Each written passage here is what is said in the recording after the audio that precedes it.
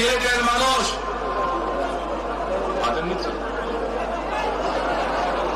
আচ্ছা, আদানটা হচ্ছে, আদান তো শেষ হয়ে যাবে।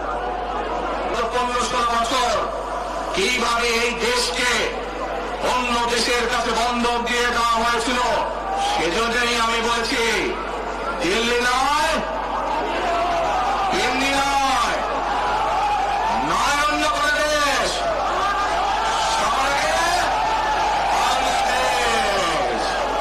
প্রিয় ভাই বোনেরা, আমি আরেকটি কথা বলেছিলাম, যখন স্বৈরাচার এই দেশের মানুষের ঘরে চেপে বসেছিল, সেই কথাটা ছিল টেক ব্যাক বাংলাদেশ। মনে আছে যে আমরা টেক ব্যাক বাংলাদেশের অর্ধেক পথে, হাফ পথে এসে দাঁড়িয়েছি, অর্ধেক পথে এসে দাঁড়িয়েছি।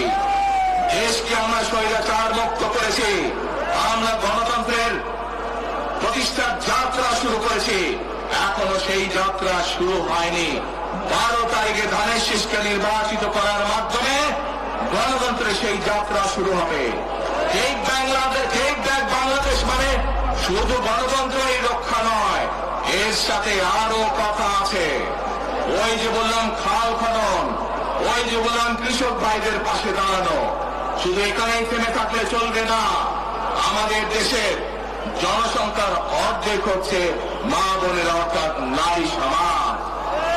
এই মা বোনদের কাছে আমরা নির্বাচিত, ইনশাল্লাহ 12 তারিখে ধানের শীষ নির্বাচিত হলে আমরা তাদের কাছে তাদেরকে স্বাবলম্বী করে গড়ে তোলার জন্য, এখানে আপনাদের যাদের সংসার আছে জানেন, স্বামী স্ত্রী দুইজনে মিলে সংসার সুন্দর হয়, যাতে আমাদের মায়েরা আপনাদের পাশে, বোনেরা আপনাদের কাছে থেকে সংসারকে সচ্ছলভাবে গড়ে তুলতে পারেন। আমরা গ্রামে গ্রামে, শহরে শহরে সকল দুস্থ পরিবার যারা আছে, মধ্যবিত্ত, নিম্নমধ্য সকল পরিবার কাছে ফ্যামিলি কার্ড পৌঁছে দিতে চাই। এই ফ্যামিলি কার্ডের মাধ্যমে আপনার পরিবার, আপনার মা বা আপনার স্ত্রী, আপনার বোনের মাধ্যমে আপনার পরিবার সহযোগিতা পাবে। কিন্তু এই ফ্যামিলি কার্ডকে যদি বাস্তবায়ন করতে হয়, তাহলে কি করতে হবে? কি করতে হবে? ধানের শীষকে জয়যুক্ত করতে হবে। পারবেন ইনশাল্লাহ।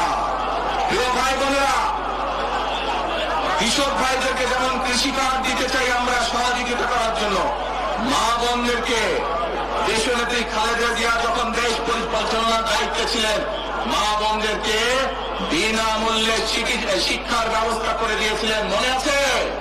এখানে বহু মা বোন আছে সেই সময় যারা এই সুবিধা পেয়েছিলেন। আপনাদের ঘরে বহু মা বোন আছে যারা সেই সুবিধা পেয়েছিলেন। আজ সেই মা বোনদেরকে আমরা ফ্যামিলি কার্ডের মাধ্যমে খালেদা জিয়ার সরকার শিক্ষার সুযোগ করে দিয়েছিলেন। আপনাদের আগামী দিনের ধানের শীষের সরকার, বিএনপি সরকার, সেই শিক্ষিত মা বোনদেরকে, সেই মা বোনদেরকে, সকল মা বোনদেরকে অর্থনৈতিকভাবে আমরা স্বাবলম্বী করে গড়ে তুলতে চাই। প্রিয় ভাই বোনেরা, আসেন এবার টেক ব্যাক বাংলাদেশের আরেকটি কাজ বাকি আছে।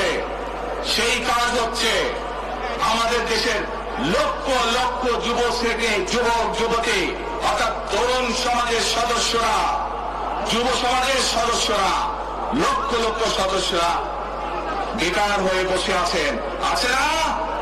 এই বেকারদের জন্য আমরা কর্মসংস্থান তৈরি করতে চাই। সিলেটের মানুষ আদান নিচ্ছে। আচ্ছা, আদানটা হচ্ছে, আদান তো শেষ হয়ে যাবে।